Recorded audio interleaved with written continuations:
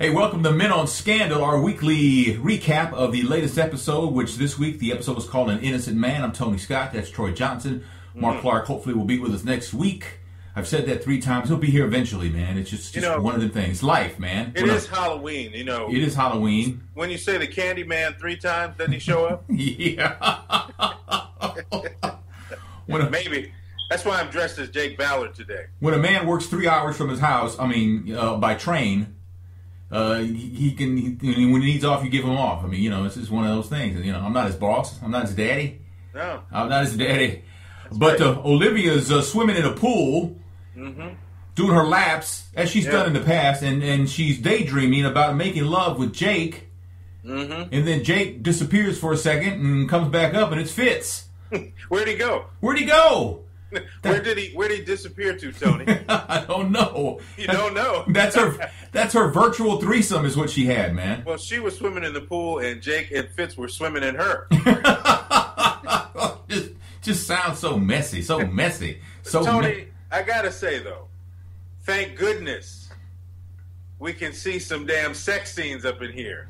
Hadn't seen none in a while. No, man, all them damn coats. I keep saying it. So the baby's, she's had the baby, and she's back to the real Olivia Pope, and we get to see some Olivia's Popes. So I'm happy. That makes me happy. I thought at one point, because they were playing the Isley Brothers Summer Breeze, I thought we were going to hear Smack It Up, Flip It, Rub It Down. Oh, no! Man, they were blowing through her jasmine. In her mind. Man. And then literally. she looks up at the end of her lap, and there's Rowan, her dad, Eli Pope, standing there telling her to wake up.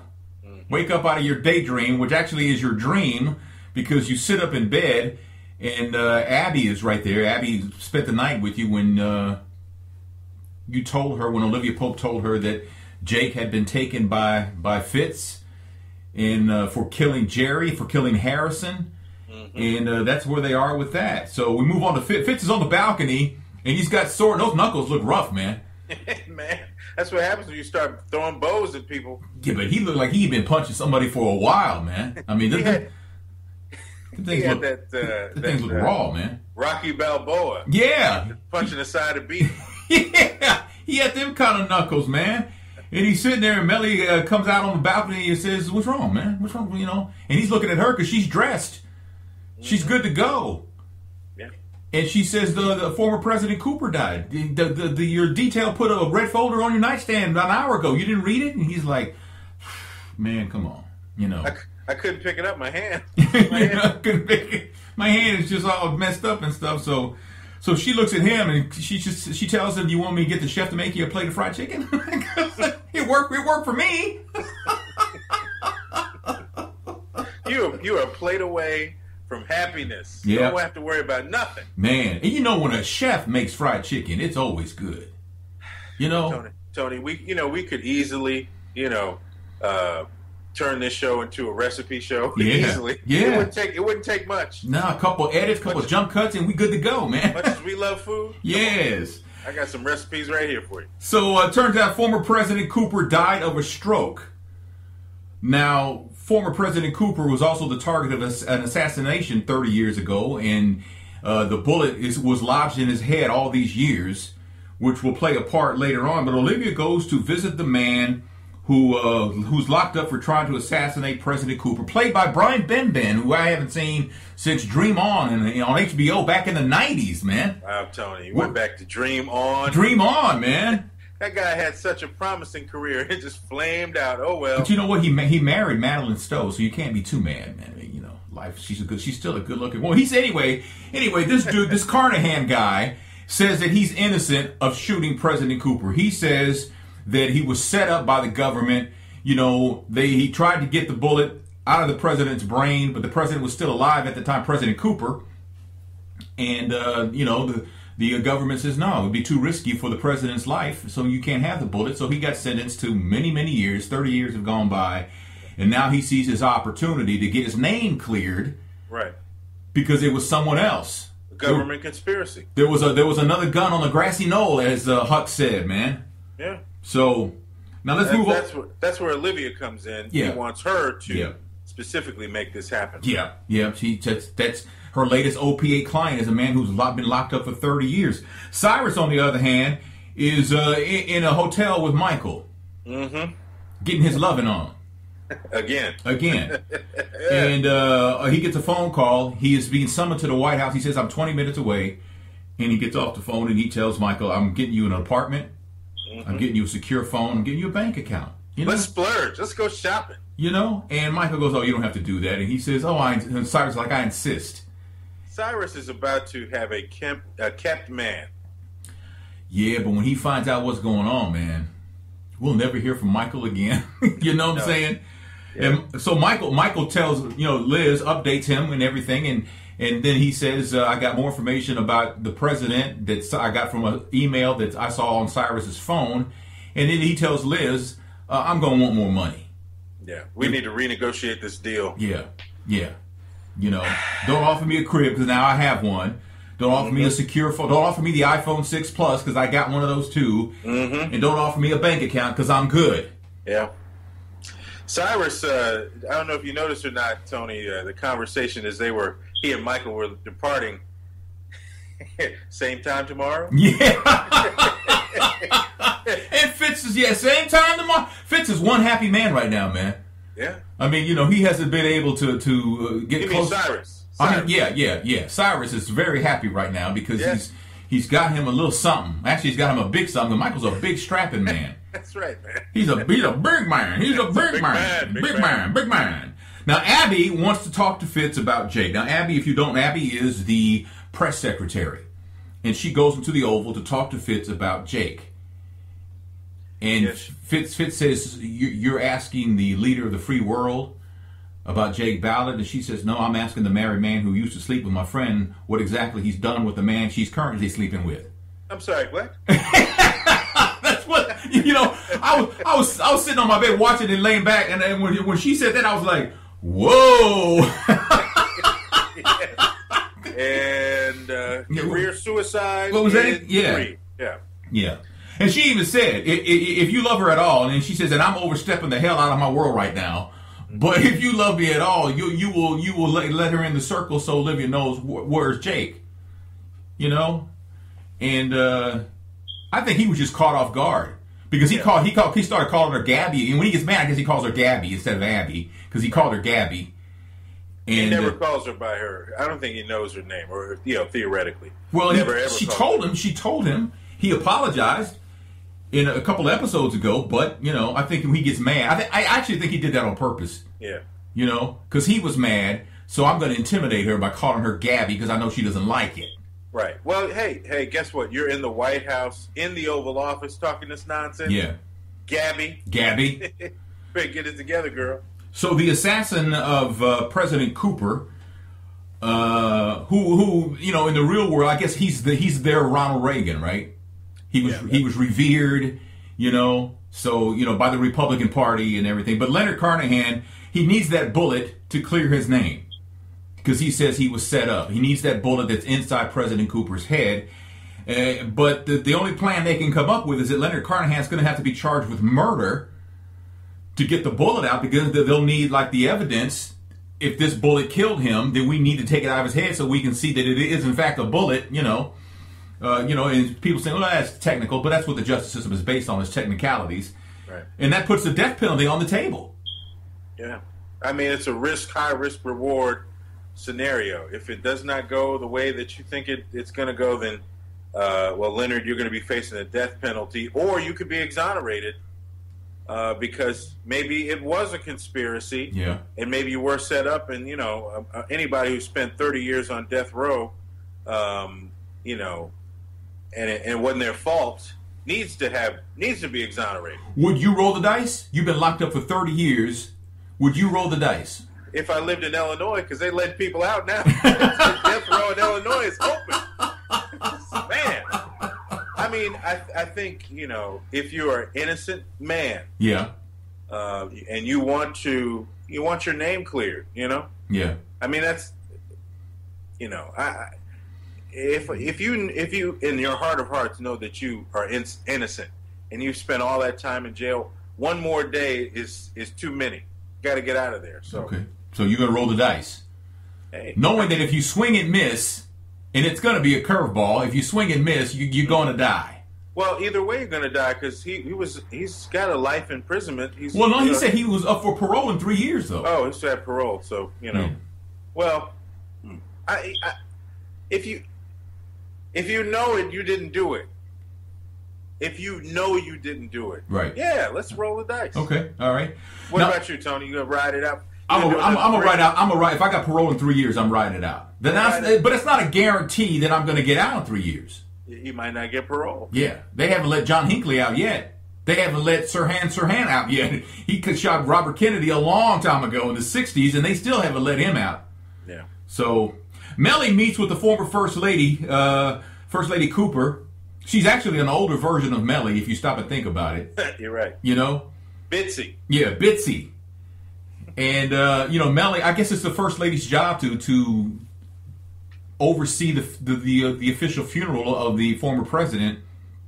And so Mellie's working on that. She says, he left orders of what to do when he dies, but there's a couple of options here. And you need to decide what you want to do about this. And, she says, oh, please, my husband's only religion was that he had to screw anything with a pulse. Us bitches have to get through this dog and pony show. Damn. Bitsy keeps it real. Bitsy, it was a takeover, too. She was like, you know what? Their office will do. Yeah. I'm just gonna settle in right here. Yeah. Take that rag off the wall. Yeah. And let's make this happen. She said that thing might give you crabs. Is that what she said? That's what she said. Wow. Damn. Now we're gonna find out just how high she set the bar for first ladies later in this episode called An Innocent Man. Now Cyrus tells Abby, because Abby she needs to do something, and she says, "Wait, that's not my job." And he reminds her, Abby, you were insubordinate to the leader of the free world. Your job is whatever I tell you to do. Because right now, we just need one little bitty reason to fire you. Right. Because you went off on the president, and nobody does that. He's looking for a reason. He is, give me a reason. Give me a reason. Give me a reason. So, Fitz, there's a knock at the door at Olivia's apartment. She's talking to Abby on the phone. And Olivia says, I got to go. That would trip me out on TV shows because they say, I got to go. And they just hang up. Yeah. Right? When it's you and I, hey, man, I got to go. All right, man, peace. Talk to you later. All right, cool. Yeah, All right. But on TV, I got to go. Smack. There goes the phone. So Fitz is at the door, and they're standing there looking at each other. And she's going to let him in because that's her kryptonite. Fitz is her kryptonite. Mm-hmm. And he's in, and they start talking, and he says, so, Abby's kind of a bitch, huh? And, of course, Olivia Pope is the strong woman. Yes. And she challenges him on calling a woman a bitch. Because if she were a man, it was a great point. Great point. I don't know that if Shonda Rhimes was a man, that she would have went there with that. Because I don't think a man, a lot of men, they don't think that way. We don't think that way. We think of aggressive women as bitches, right? Mm-hmm. I don't. I thought it was interesting the way it happened, though, Tony, because she stopped to admonish him about calling a woman a bitch. Yeah. And then, but this is, the elephant in the room. I mean, she pivoted from that conversation to, where is Jake? Yeah. I'm here at 5, but I'm getting ready to go to 10 in like 3 seconds. I was like, I don't know. Yeah, well. I didn't like the way that transition went. Plus the Secret Service guy, Tony, when Fitz walked in, did you notice what he said? Oh, about the hawk is in the nest or something? The falcon's in the nest. Yeah, the falcon's in the nest. Yes, yes, he is. Yes, he's in the nest. Falcon ain't been in that nest in a while. He's trying to get back home. That's it. And Fitz tells he has to believe what he told Olivia, or else I think they'd have to put him in a rubber room because he still has the hots for Olivia. Olivia clearly is the love of his life. And he says, you don't know him being Jake, you don't know him the way you know me. Mm-hmm. And whatever level you want to take that statement to is what he's applying it to. You don't know him as a man as you know me. You don't know me as you don't know him as a lover like you know me. You don't know him, as a decent human being the way you know me, although neither one of them are decent. But you get my point. On every level is what that statement means. You know me better. Yeah. Yeah, yeah. So, she's drinking wine, but she's putting she's putting it away. And he asked for a glass. She says no, because you're not going to be here that long. So he got no wine. Liz wants Mellie. Liz is a Republican senator, and Fitz is the Republican president. But apparently, maybe she's setting herself up to run for president because she seems to be undermining the president's agenda. Yeah. And she talks to Mellie and wants Mellie to lie and paint Fitz in a corner, and Mellie says, I'm not going to do that. Mellie is, she's smelly Mellie, but she ain't crazy. She ain't crazy. All the time. Yeah. She knows where the bread is buttered. She's not, as much as she wants Fitz to be in precarious situations because she's angry with him, she's not going to ruin a good thing. Right. Not going to ruin the happy home, even though it's not happy. Not happy, but all this that she's worked for, the lap of luxury and all the perks that come with being the first lady, she ain't about to piss that all away. Oh, no. So Bitsy did all the moves, as we find out. She says that President Cooper, not only was he a horn dog, but he had ADD.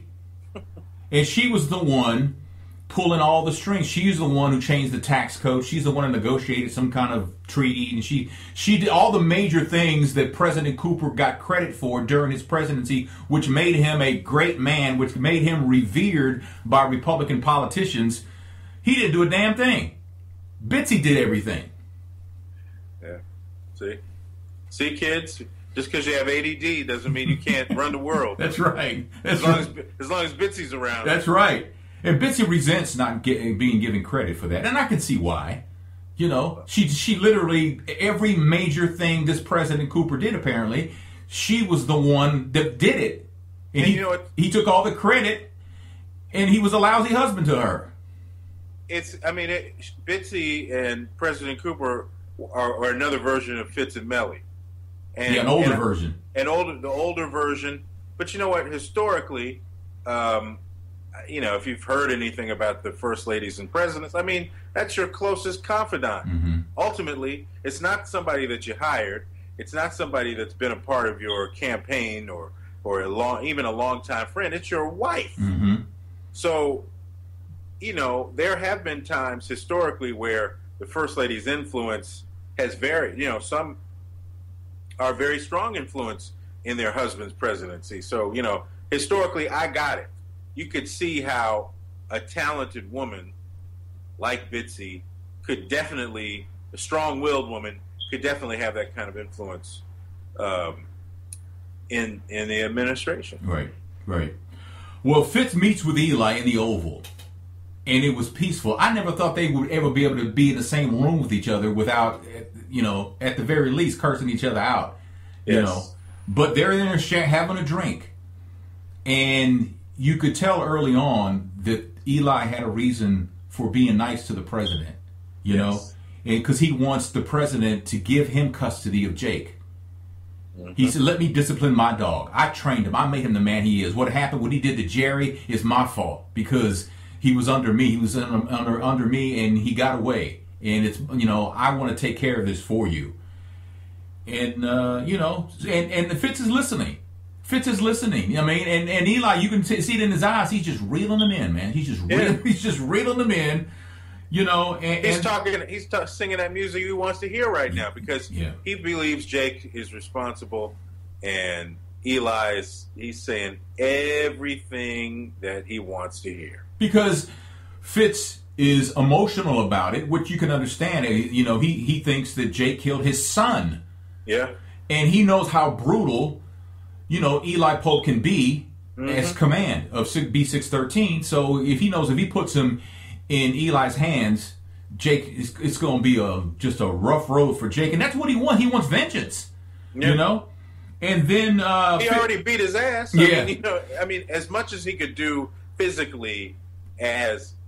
you can't even say president, as a man. As a father. The fact that, it's weird to see these scenes where a president is rolling through into a prison cell, to either beat him up or chastise him or threaten him. So far above and beyond whatever should be happening. It's like, it's crazy. It's so personal for him. Right. And then Fitz tells Eli that Olivia wants to see Jake, and Eli says, let her see Jake. And he's like, no. He was like, let her. Because right now, Jake is manipulating her right now. As I'm manipulating you. Just like I am. Just like I am right now. Like father, like daughter. Because as long as she can't see Jake, she's going to keep making noise.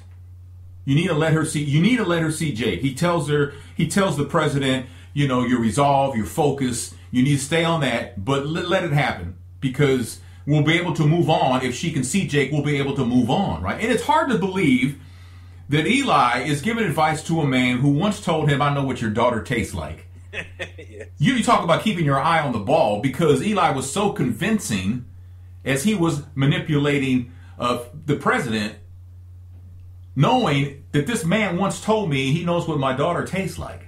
Mm-hmm. And, for a man to tell a father that about his own daughter, in more cases than not, it's usually, a man in his mind, the father is thinking death penalty here. That's the death penalty. What you said to me is the death penalty, So your time is not long on this earth. Yeah. Yeah. And, the key that Quinn cut out of that dead girl last week has been weaving its way through the storyline in this episode, An Innocent Man. And Quinn is trying to get Huck to help her locate where this key, what it may open and where it is. And Huck says, well, I figured it's a key that opens up like a locker or something, and probably in this area. Mm-hmm. But I'm playing a video game right now. And I'm thinking, when did we ever see Huck having a good time? Unless he was torturing Charlie. Huck was smiling, and who even know he had a video game console? Yeah. He's so intense all the time. Yeah. Something's up. Yeah, he's having a good time playing that video game, and we don't know why yet. Now we move on to another scene. In court, David Rosen, the Attorney General, and a lawyer for this Carnahan guy who shot President Cooper, they're before a judge arguing back and forth. The lawyer's trying to get the bullet out of the dead president's head. David Rosen's fighting that, saying, we already went to trial on this. It was a fair trial. He was convicted. We don't need to go down this road again. But the judge says, no, we're going to go to court and charge him because Olivia manipulated everybody and got people to believe that, he needs to be charged with murder because the president died. Yeah. And so she worked the press, and all of this is happening 2 hours from now. The president's supposed to lie in state in the Capitol Rotunda. Yeah. So if it's got to happen, you got to decide what we're going to do. Yeah. Yeah. So, and as the judge is talking, David turns around and sees Olivia in the court, and he knows I'm screwed. He's like, damn. Damn you, Olivia Pope. He's just, he got poped by the master. So Olivia's taken to see Jake. And it looked like between last Thursday and last night, he got beat down even some more. Because, he looked worse last night than he looked the week before, man. Well, it's Halloween, Tony. Yeah, well, that's true. Now, he has an offshore bank account. Mm-hmm. And he says the money goes to my mom. And he also says, explains to her that I'm innocent and your father's behind this. But he says it's a waste of time to do this. And he's basically, this is like his swan song to Olivia Pope. But in my mind, I'm thinking he's got nothing to lose at this point, because in his mind, he's thinking he's going to get executed for something he did not do and wasn't really a part of. So he's got nothing to lose by telling Olivia, look, in the end, I know you're not going to choose me. You were never going to choose me. Not choosing me. It's okay. It's okay. I love you. You know this. And I know to some point you love me too. You may not love me as much as you love Fitz, but you do have feelings for me, is what the point he's trying to make. And it's really getting to her. But I think that he's doing that on purpose, because saying that to her is going to light a fire under her to do something, to do anything. This is his Hail Mary right here. This is his Hail Mary pass. And he's got whatever he can do to save his life. And so he's doing what Eli said he would do. He's manipulating Olivia Pope. Mm-hmm. Last shot he had. That's it. He's got no more timeouts, and he's on his own 20. He seemed he did seem like resigned to the fact that it's going down. Yeah. You know. So what did he have to lose? I don't think he was speaking from the heart. I think he was speaking from the point of trying to manipulate Olivia Pope to do anything to save his life. You know, telling a woman, I know you'd never choose me, but it's okay. Mm-hmm. But it's okay. I mean, come on, man. It was convincing, though.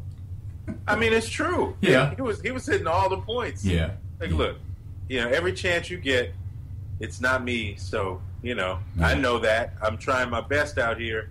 And I, you know, all I got was Mozambique. This show's been on for 4 years. You know? You know? Bitsy and Melly are on the balcony. That balcony's been getting quite a workout this season, huh? Man. I never knew anybody actually used that balcony. I thought it was just more for show. They do a lot more than waving from that joint. Yeah. Now, President Cooper, his fooling around gave Bitsy time to actually run the country. And you get the feeling that, you know, in Melly's mind, Melly wants to be Bitsy 2.0. She's already thinking that, because she resigned herself, you know what, I'm just going to play out this second term, and we'll finish it off, and we'll get out of the White House, and then I'll decide what I want to do. But Bitsy put it in her mind, and you know what, there's some things that you can do to make your mark. And Melly, now she's thinking about it. Yeah.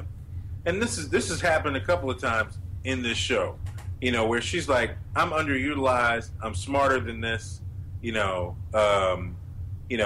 remember at one point she was going to sabotage Fitz and make a run for the White House herself, or you know, where she wanted to do some kind of power move, right? Because she's not fulfilled, you know, she's not fulfilled in her marriage, she's not fulfilled in her career, but on top of that, now we've seen the loss of a child. I mean, it's too much. It is too much. So Bitsy is lighting that fire. Yeah, she is. She really is.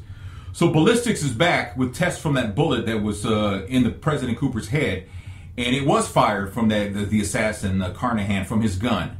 Mm-hmm. And Olivia confronts him about it, and he puts his head down like he's shocked, and then he raises his head back up, and now he's the devil. And now he's telling her, "Oh, I played your ass like a fiddle." You know, I played you, man. You look stupid. You tried to save the life. You know, this is what he's basically saying. You tried to save the life of a man who shot the president. Why? Because I told you some sob story, some sad-ass story, and you bought it hook, line, and sinker. I waited 30 years to take my seat at the assassin's table. Not the failed assassin's table, the big table. The John Wilkes Booth, Lee Harvey Oswald table. Damn, Tony. I just thought that was funny as hell because she got straight played. Yes. That was Tony, that was good acting, though. I mean, let me give you some props. We need Tony on the next episode. That's right. I play the assassin of the assassin. That's right. I'm trying to get to the big table. That's it. Hey! And so she's trying to get out of that room with him, and she gets out, and he goes, I want to go out with a bang.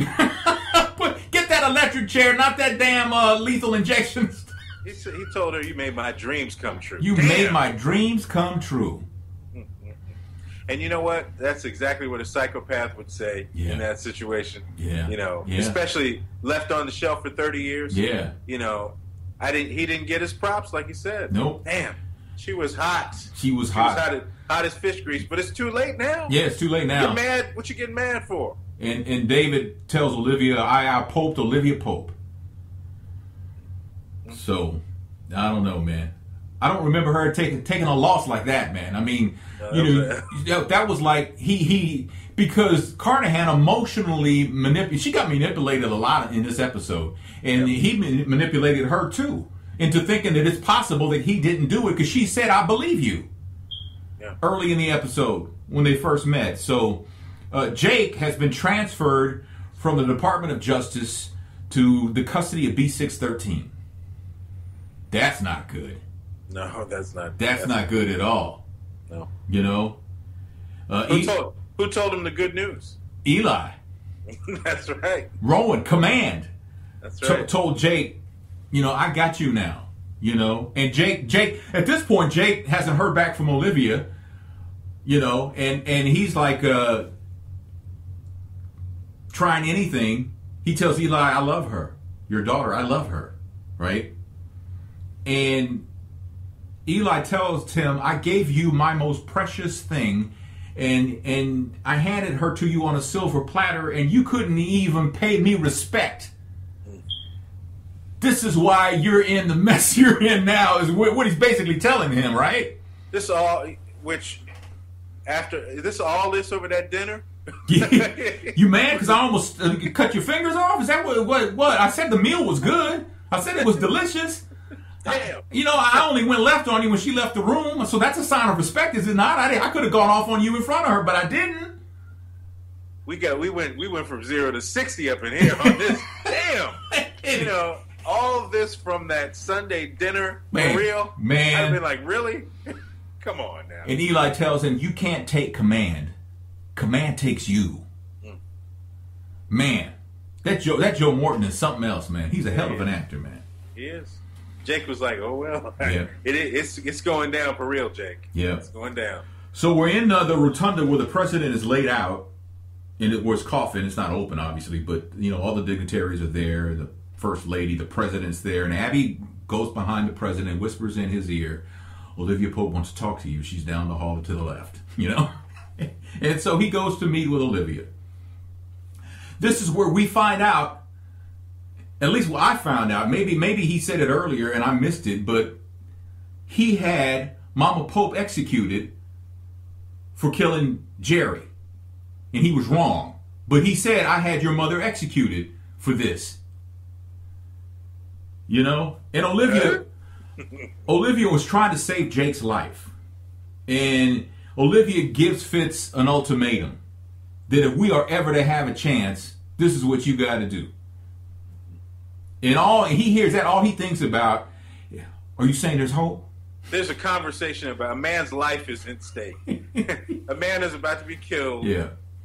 And Fitz was engaged in that conversation and why it's not going to happen. She said, if there's ever a chance between us, and he was like, wait a minute, hold up. Excuse me? What was that again? Yes. Baking powder? What was that? There's a chance. There's a chance. Oh, okay. There's a chance? That's all he wants to hear about. Are you saying there's hope? Tell me more. Tell me more, tell me more. And she's standing there like, and this is where Jake pushed her to, right? Jake's thinking, in my mind, is if you have to go back to being Fitz's lover to save my life, then go be his lover. Mm-hmm. Whatever it takes. Okay. Right? Are you saying there's hope? And then she says there's hope, but she's saying it like, ooh baby, ooh baby, ooh baby, ooh baby, oh yeah, ooh baby. I mean, it's like there was no feeling in that. She was like, there's hope. Mm-hmm. I mean, that's all you need is just a little crack in the door, man. That's it. That's all Fitz needs, man. She was getting her swim on earlier now. Two faces kept popping up from under the sheets. Yeah. So there is hope. There is hope. With Pope. Man. So Melly is walking the former First Lady Bitsy to the limo. And Bitsy makes a statement to the press. And then Melly makes a statement. She does exactly what Liz wanted her to do earlier. But now Melly's not doing it for the Republican Party. Melly's doing it because she sees that she can be Bitsy 2.0. That's right. I can be the new Bitsy here, so here's what I'm going to say. Bam. Mm-hmm. And then they walk away, and Bitsy says, I got to join my purse. You want to go on the balcony and smoke? Bitsy chiefing at the White House, man. She's ready to chief on the balcony. Hey, she's the commander-in-chief. we know for real. Yeah, man. She's ready to blow some trees, dog. Hey, man. Hey. Tree of life, man. Man. So Cyrus calls Abby and tells her, you didn't do what I asked you to do. Mm-hmm. I need you to do this. And she says, well, I did some digging around. And he says, what'd you get? What I got is that you have rented an apartment because you're tired of paying for a hotel. You got a phone, but not on your plan. And so basically he's busted. This is when Love and Happiness from Al Green starts playing, right? Yeah. It's like Shonda Rhimes is the bomb, man. I was like, man. So Abby told him check your back door because it's leaking. keep your eye on your back door, huh? Watch your six.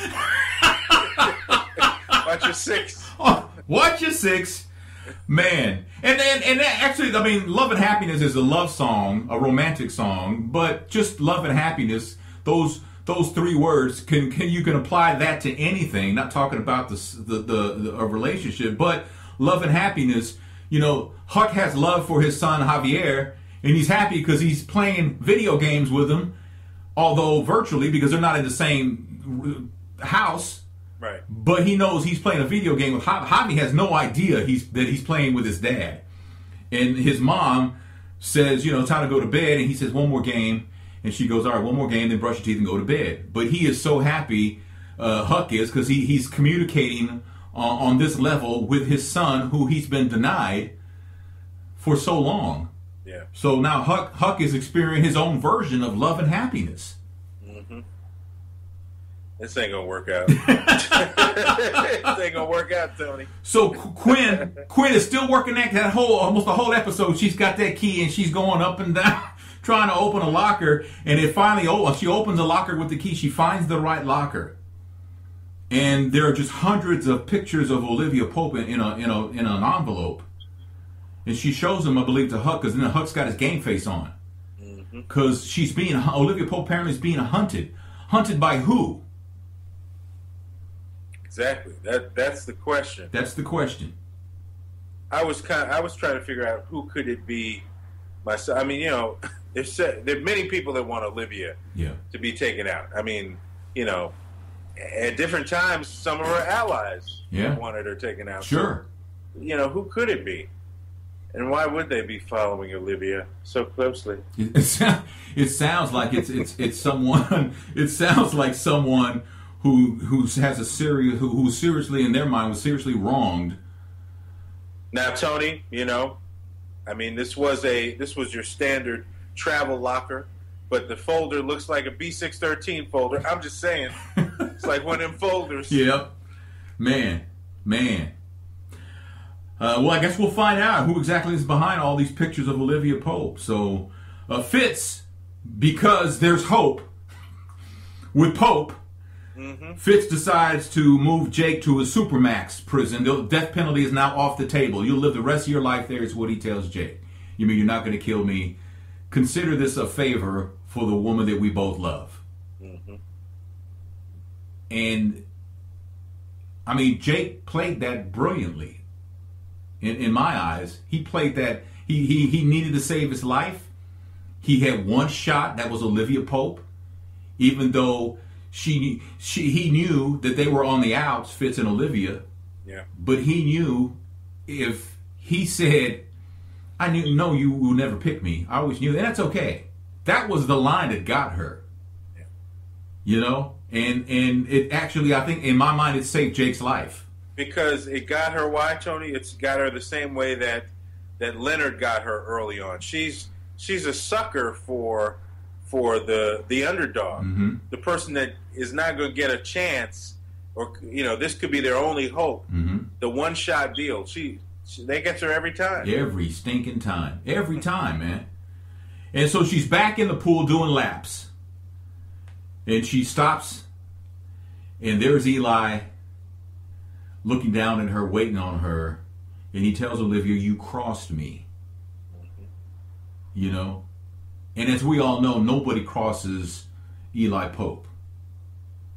But when it's your daughter, and she tells you, "I've got weapons you couldn't possibly have." One in particular. That's right. She's got the ultimate weapon. Yeah, you know. And then she starts with the backstroke in the pool, and that's where we are right there, man. So she got manipulated by the assassin. She got manipulated by Jake, and she manipulated Fitz to save Jake's life. There's hope, and she said it in such a way that it, you know, yeah, whatever. There's hope. There's hope, man. There's hope. You know, doing her nails. Yeah, there's hope. they've arrived at that moment. I mean, to me, these moments look, and maybe it's like that in some relationships, you know, where you're at that same crossroads several times. Right. What are we going to do? You know, we've had this conversation before, and you know, and it either works for a moment, like with them, and then they break it up again, and it's a problem, you know. But they're just so codependent on each other. You knew it was going to happen. You knew they can't stay away forever. Right. Yeah. So as half-hearted as she was about what she said, you know,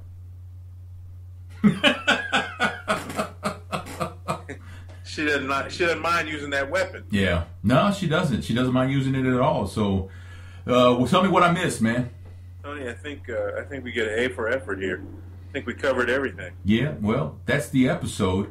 We're only 2 episodes away from the fall break, which means it'll be back. If memory serves, I think when it goes away in November next month, then it'll be back. I think in February. I think, if I'm not mistaken. So it'll be back after the Super Bowl. I think is what it was last year. I could be wrong, but as I remember, that's how it went. But that's the episode called "An Innocent Man." Hope you enjoyed it. If you could share this with people, if you could post it on your social media sites and things like that, and just share it with everybody. It helps grow the business. And that's what we're in the business of, growing the business. That's right. So, Tony, I'm a little upset. You know, the proximity of this show with Halloween, and you don't have on a costume. You know, I'm the one looking crazy today. Well, I look crazy all the time, though. So. You know. Oh, I'm sorry. Where's the solidarity, man? I'm sorry, man. You know. Yeah. I mean, look at me. I look like I got a mask on already. Look at me. I haven't cut my hair in 4 months. I'm looking. I got as much grease on my hair holding it down than they use in a day at Popeyes. Tony, you are a bolo tie away from being Colonel Sanders. You should have just rocked it today. Just going all out, man. Wear the bolo, man. Yeah, man. Well, thanks so much for watching Men on Scandal. We appreciate it so much. In Washington, D.C., that's Troy Johnson. Mark Clark hopefully will be back next week. I'm Tony Scott in St. Louis in my basement, and we'll talk to you soon. Peace.